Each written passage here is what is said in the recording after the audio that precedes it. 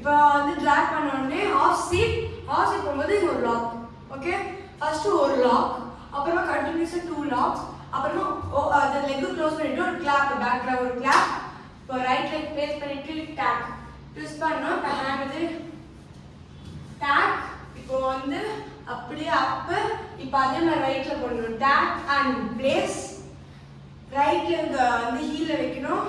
அப்புறமா வந்து of seat இந்த மாதிரி வச்சுட்டு இப்போ அதே மாதிரி right leg and off seat, left leg up பண்ணோம். இப்போ ஒரு கேட்ச் மாதிரி பிடிச்சிட்டு turn down shoulder up and அதுமாதிரி இது ஹீலையும் இது க்ளோலையும் ப்ளேஸ் பண்ணிவிட்டு இப்போ கிக், ரைட் லெக் வந்து கிக் பண்ணிவிட்டு ஓப்பன், லெஃப்ட் லெக் கிக் பண்ணிவிட்டு ஓப்பன், ரைட் வந்து தோல் வச்சு twist, left twist, right twist.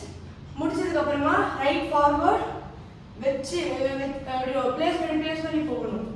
1 2 3 4 5 hands வந்து பார்த்தீங்கன்னா 1 2 3 4 5 6 ப்ளேஸ் பண்ணிட்டு ஒரு 2 ஸ்டெப் பேக் போயிட்டு ஹேண்ட்ஸ் வந்து ரோல் பண்ணும்போது right leg outer roll role.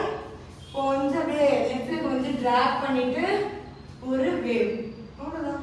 நாமளும் கொஞ்சம் ரெடி பார்த்துக்கலாம். Ready 5 6 and 7 8 1 2 3 and 4 5 and 6 7 and 8 1 2 3 and 4 5 6 7 and roll tap 1 2 3 4 5 6 7 8 1 2 3 4 5 6 7 and 1 and 2.